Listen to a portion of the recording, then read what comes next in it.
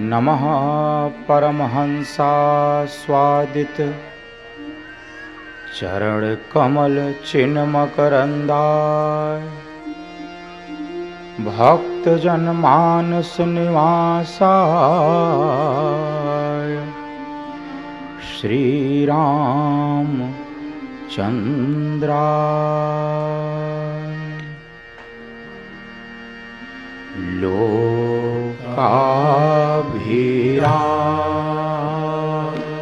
लोकाभिरामम्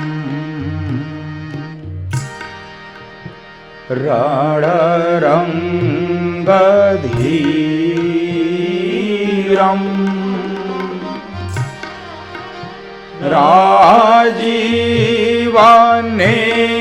राजीवनेत्रम्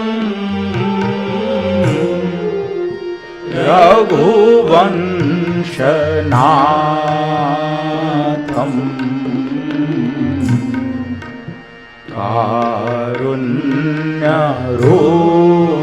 कारुण्यरूपम्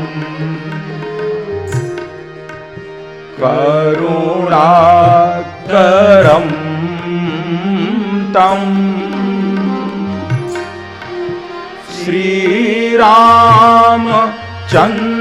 श्रीरामचन्द्रं शरणं प्रपद्ये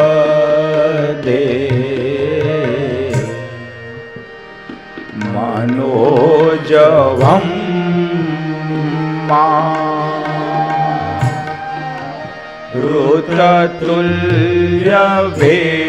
ऋततुल्यवेगम् जितेन्द्रियं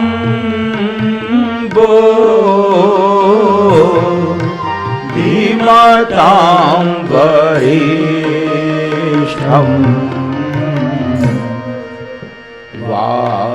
वातात्मजं वा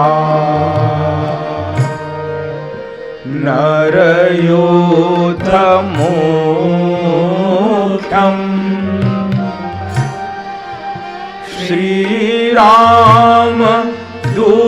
श्रीरामदूतं शरणं प्रपद्ये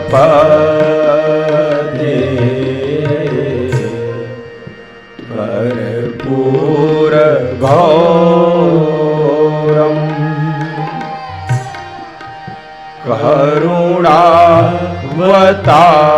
करुणावतारम्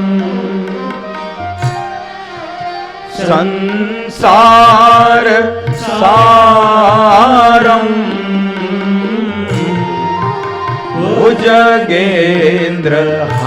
भुजगेन्द्रहारम् सदा वसन्तम्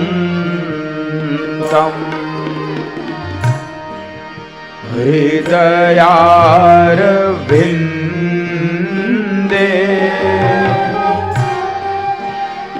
भवं भवानी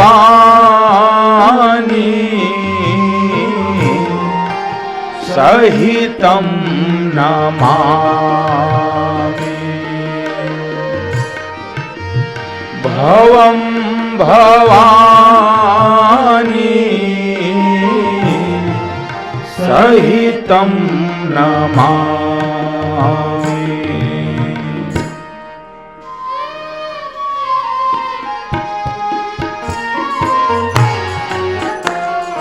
सब गाय श्री राम जय राम जय जय राम श्री राम जय राम जय जय राम श्री राम जय राम जय जय राम श्री राम जय राम जय जय राम श्री राम जय राम जय जय राम श्री राम जय राम जय जय राम श्री राम जय राम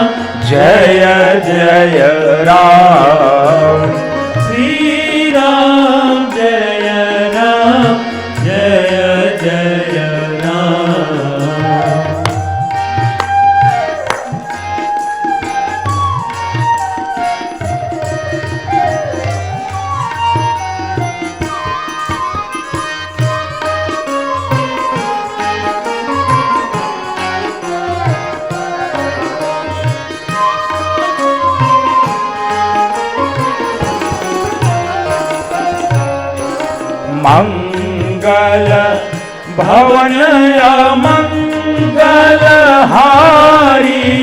मंगल भवनय मंगलहारी द्रवहु सो दशरथ अजिर बिहारी द्रवहु सो दशरथ अजिर बिहारी श्री राम जय राम जय जय राम श्री राम जय राम जय जय राम सीता राम चरण रति मोरे सीता राम चरण रति मोरे अनुदिन बढ़ाऊं अनुग्रह तोरे अनुदिन बढ़ाऊं अनुग्रह तोरे श्री राम जय राम जय जय राम श्री राम जय राम जय जय राम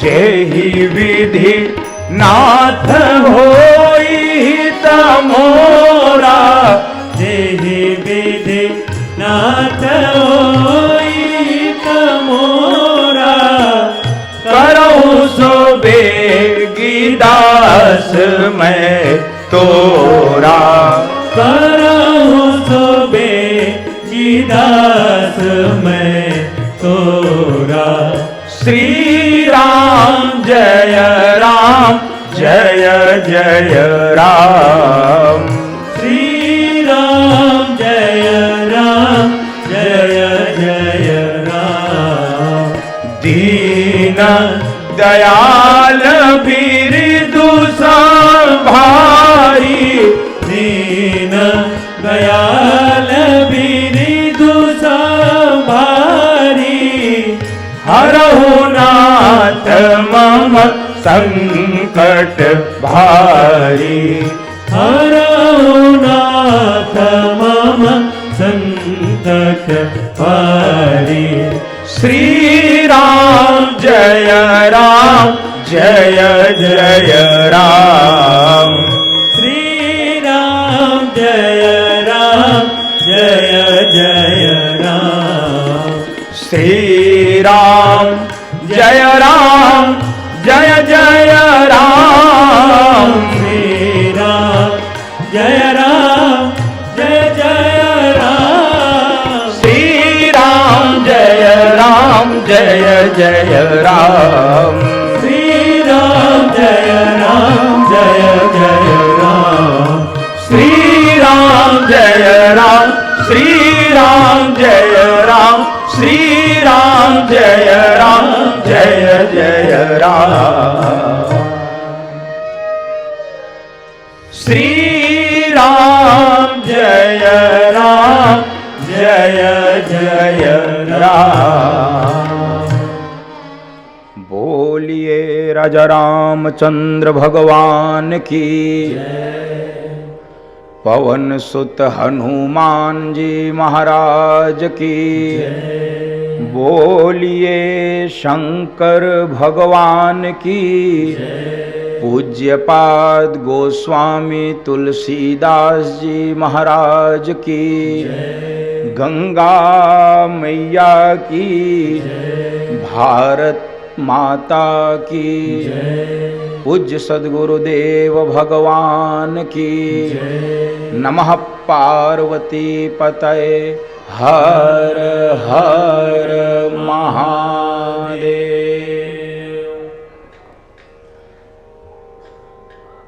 प्रातः स्मरणे पूज्यपाद गुरुदेव भगवान अकारण करुणा वरुणालय परिपूर्णतम परात्पर परब्रह्म परमेश्वर अनंतानंत अखिल कोटि ब्रह्मांड नायक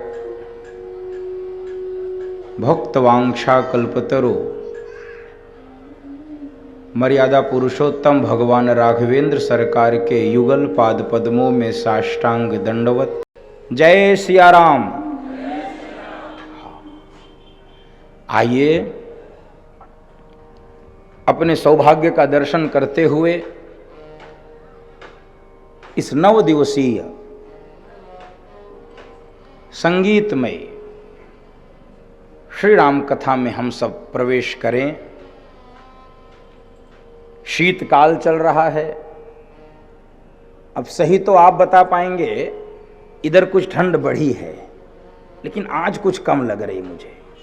क्यों, आपका अनुभव कैसा है? मुझसे मिल रहा है? हाँ, आज कुछ कम है। यद्यपि मुझे देख के आप कमी मत महसूस करिएगा, ठीक से कपड़े पहन के आइएगा। हाँ, मुझे देख के किसी गलतफहमी में मत पड़िएगा। तो ठीक से कपड़े पहन के, ताकि किसी भी श्रोता को शीत न लगे, ठंड न लगे। बंधुओं माताओं, कथाएं आपने बहुत सुनी होंगी। ये उत्तर प्रदेश की राजधानी है। नित्य नवीन कथाएं आपको सुनने को मिलती हैं। आपके मन में न जाने क्या विचार होगा कथा को लेकर, कथा के श्रोता को लेकर, आयोजक को लेकर, आयोजन को लेकर। लेकिन इतना जरूर निवेदन करूं, यदि ये लगता हो कि कथा प्रयत्न से, पुरुषार्थ से, परिश्रम से, पैसे से, प्रयास से मिलती है, मुझे नहीं लगता कि ये भगवत कथा प्रयास से, पुरुषार्थ से, परिश्रम से मिलती होगी। बंधुओं माताओं,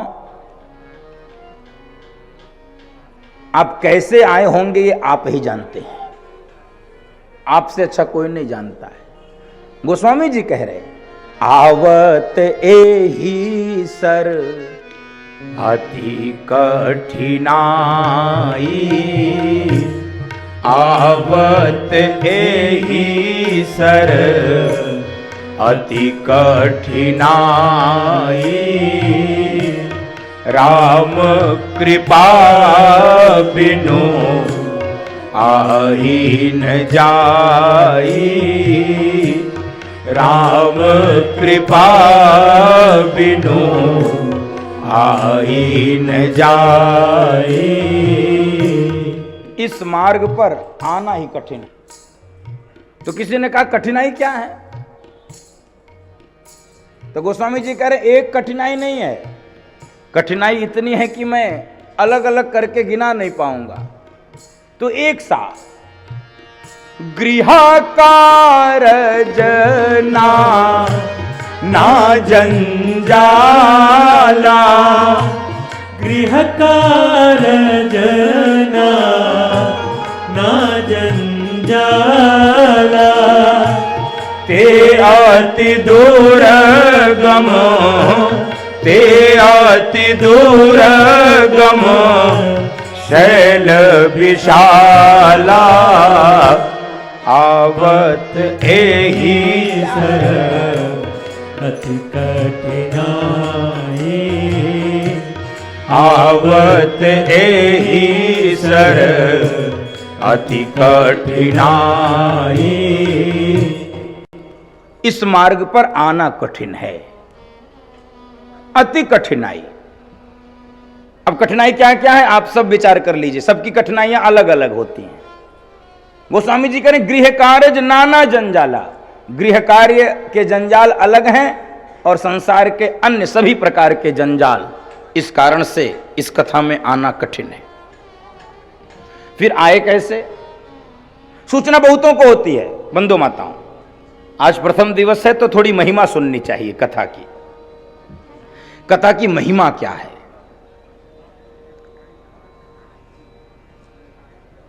कथा सुनने का प्रयोजन क्या है, उद्देश्य क्या है, लाभ क्या है।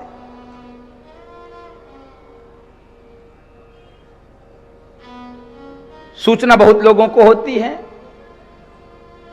चौराहों पर होर्डिंग्स लगे हैं, आपके घर पे कार्ड पहुंचे होंगे, पंपलेट पहुंचे होंगे, सोशल मीडिया से भी कुछ सूचना मिली होगी, व्हाट्सएप के कुछ आपके पास सूत्र भी आए होंगे, ये सब हुआ होगा। फिर विचार कीजिए, इतने ही लोग क्यों आए, बाकी कहां गए? वो भी तो आना चाहते होंगे, वो भी तो कथा सुनना चाहते होंगे, आए क्यों नहीं? एक तो ये विषय भगवान और गोस्वामी जी ने स्पष्ट किया है कि गृह कारज नाना जंजाला। बंधु माताओं, यहां सब नहीं आ पाते हैं। आपको ये बात कितनी सटीक लगती होगी मैं नहीं जानता हूं, लेकिन मेरा अनुभव यह है, और आपका भी अनुभव होगा, आपके फोन पर यदि मेरे नाम की घंटी बज रही है, यदि आपके फोन पे बज रहा शांतनु, इसका मतलब क्या है? मैंने अपने फोन से आपका नंबर दबाया है, तब आपकी स्क्रीन पर दिख रहा होगा कि शांतनु का फोन आ रहा है। बंधुओं माताओं, आपके फोन पर यदि मेरे नाम की घंटी बज रही, इसका अर्थ होता है मैंने अपने फोन पर आपका नंबर बजाया है, दबाया है। तो यहां वो आ पाते हैं कौन? बंधु माताओं, आप आ गए हो, कथा में बैठ गए हो, तो समझ लेना आपके जिह्वा से यदि हरि नाम की घंटी बज रही है तो परमात्मा ने अपने फोन पर आपका नंबर दबा दिया है, तब आप यहां पर बैठे हो, नहीं तो नहीं बैठ सकते। ये सिलेक्शन है, ये चुनाव है, ये आपको तय किया गया है। बहुत लोग हैं, आएंगे भी शनै शनै, जिस पर जैसी कृपा होती जाएगी, और इस बात को भगवान शंकर प्रमाणित कर रहे हैं। कौन आ सकता है? तो देवी से कह रहे, अति हरि कृपा जाहि पर होई,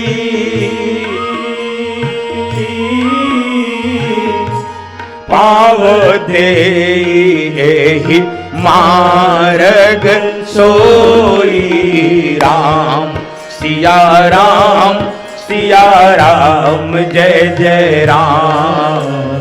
राम सिया राम, सिया राम, जय। एक बार अपने सौभाग्य के लिए गाओ, अति हरि कृपा जाहि पर होई, पाव देहि मार्ग सोई। राम सिया राम, सिया राम, जय जय राम। राम सिया राम, सिया राम, जय जय राम। अति हरि कृपा, सामान्य कृपा से संसार मिलता है बंधु माताओं,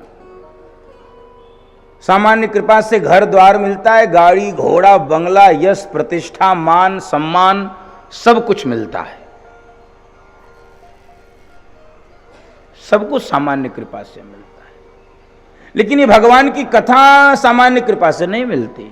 तो विशेष कृपा जब होती है बंधु माताओं, तब ये कथा, ये प्रवचन देवताओं को भी दुर्लभ है। आप मानिए ना मानिए, देवताओं को भी दुर्लभ है। गंगा जी के तट पर सुखदेव जी महाराज परीक्षित को कथा सुना रहे,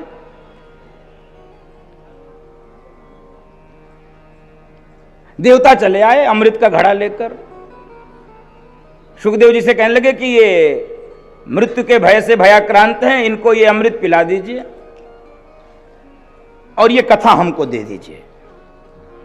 आप महिमा समझिए इस कथा की, ये कोई सामान्य कथा नहीं, कोई कहानी नहीं, कोई सामान्य चर्चा नहीं बंधु माताओं, ये कोई सामान्य मनोरंजन का भी साधन नहीं है।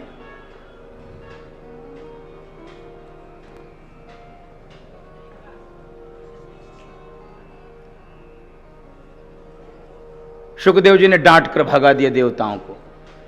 तुम जिज्ञासु होकर आए होते, पिपासु होकर आए होते, श्रद्धालु होकर आए होते तो हम तुमको कथा सुना देते, लेकिन तुम समीक्षक बनकर आए हो। तुम स्वर्ग के अमृत की तुलना इस कथा के अमृत से करना चाहते हो। भागवत जी में वर्णन आया, क सुधा को कथा लोके को काचह को मणिर महान।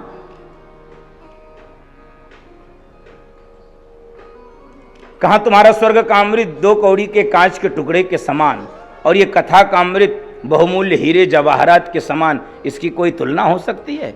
अरे लेन देन विनिमय आदान प्रदान भी सामान्य वस्तुओं में होता है, सामान्य मूल्य के वस्तुओं में होता है। डांट के भगा दिया। देवताओं को भी ये कथा नहीं मिल पाती है, हमको सुलभ है, तो ये भगवान की कृपा से ये परमात्मा ने हमारा चुनाव किया है कि हम कथा को सुन सकें। बहुत बार सुना होगा आपने, आपके मन में भी आता होगा कि बार बार क्यों सुनना। इस कथा को बहुत बार सुना होगा, बहुत बार गाया होगा आपने। ब्रज में तो एक कहावत चलती है, ब्रज में एक व्यक्ति कथा सुनने के लिए जा रहा था तो उसका मित्र मिल गया रास्ते में। कहे भैया कहाँ जा रहे हो? कहे कथा सुनने को जा रहे। कथा सुनने को जा रहे? कहे का धरो ही कथा में? का धरो है? अरे भगवान की कथा है। कहे छोड़ो ये कथा वाचकन बेवकूफ बनावे, 3-3 घंटा बैठा हुए रहे, मोटी मोटी दक्षिणा ले, इनको कछु कामनाएं है, कछु नहीं धरो ही कथा में। कहे नहीं भैया, ये 9-9 दिन कथा चलती, 3-3 घंटे लोग सुनते हैं बहुत आनंद से।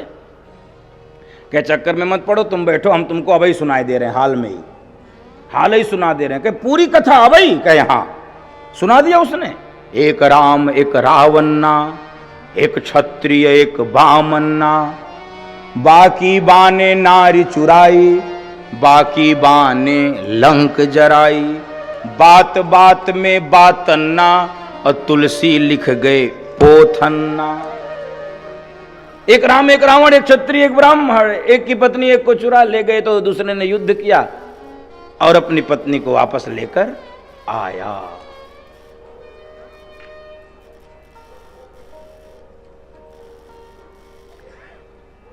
इतनी सी बात को इतना लंबा चौड़ा बाबा ने पोथन्ना लिख दिया। कहीं हम सबके भी मन में तो ये विचार नहीं है। यद्यपि एक श्लोक में रामायण हो सकती है। आदौ राम तपोवनादि गमनम मृत्वा मृगम कांचनम वैदेही हरणम जटायु मरणम सुग्रीव संभाषणम बाली निग्रहणम समुद्र तरणम लंकापुरी दाहनम पश्चात रावण कुंभकर्ण हननम एतद्वि रामायणम, एतद्वि रामायणम। इतनी ही राम कथा है, फिर सुनने क्या है? मंद बुद्धि का व्यक्ति भी बिना प्रयोजन के किसी कार्य में प्रवृत्त नहीं होता। बंधु माताओं, जिसकी मंद बुद्धि, आप तो सुधी श्रोता हैं, आप तो बहुत पढ़े लिखे लोग हैं, आप तो अनुभवी लोग हैं, मंद बुद्धि के लोग भी किसी कार्य में प्रवृत्त नहीं होते। संस्कृत में बोलते हैं प्रयोजनम अनुद्देश्य मंदोपि न प्रवर्तते। प्रयोजन के बिना मंद बुद्धि का व्यक्ति भी किसी कार्य में प्रवृत्त नहीं होता। तो आप यहां क्यों आए हैं? आप यहां क्यों बैठे? बंधु माताओं, ये अमृत की कथा है।